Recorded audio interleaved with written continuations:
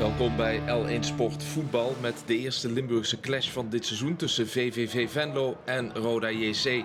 Met de ploeg uit Kerkrade die in de beginfase in de koel bepaalt wat er gebeurt. Joshua Zwierte, clubtopscorer met 2 goals, is de man van het schot. Dries Sadiki vindt het dan na een kwartier genoeg, dat overwicht van Roda, en zet op diezelfde Zwierte deze pittige tackle in. Komt ermee weg zonder kaart, de routinier uit Tegelen. Maar het is wel het signaal dat VVV ook wakker schudt. En dus mag VVV rondtikken, Sadiki aanleggen en keihard uithalen. Via de lat en de rug van Justin Treichel gaat de bal uiteindelijk over de doellijn. 1-0 VVV, de wedstrijd op zijn kop. De bal zwaait wat naar links. En dus is Treichel kansloos. Het was lekker weer in de koel.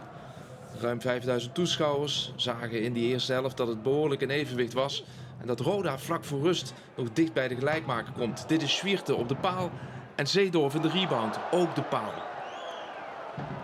En zo ontbreekt de scherpte bij de ploeg van Kevin van Dessel en is het 1-0 halverwege. Roda, dat zichzelf verwijt slap uit de kleedkamer te komen in die eerste helft, doet eigenlijk hetzelfde in de tweede helft. Want VVV is gretig en dit is Philip Heijsen met een keiharde knal. Via de paal, achter Treichel. 5 minuten na de pauze is het weer juichen in de koel. Is het 2-0 voor VVV. Schitterende uithaal.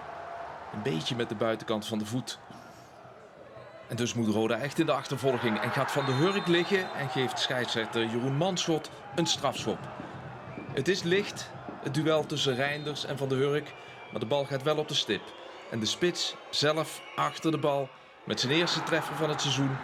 Doelman Schoonderwald, kansloos. Lag wel in de goede hoek, was dichtbij. Maar de bal is hard genoeg. Zij hopen weer.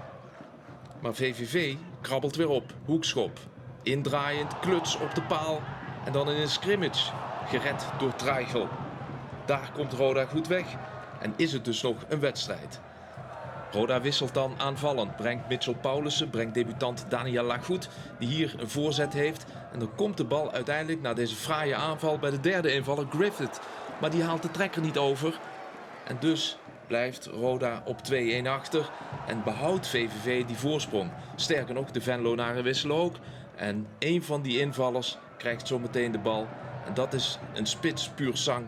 Hij staat op de goede plek en schiet hier de bal achter Treichel. Bjorn van Zijl beslist ruim een kwartier voor tijd de wedstrijd door VVV naar 3-1 te schieten. En daarmee is het een dik verdiende eerste overwinning van het seizoen voor de ploeg van John Lammers. Roda leidt de eerste nederlaag. In een innoverende eerste clash tussen Noord- en Zuid-Limburg. Volgende week nieuwe wedstrijden en dus ook nieuwe highlights. Graag tot dan.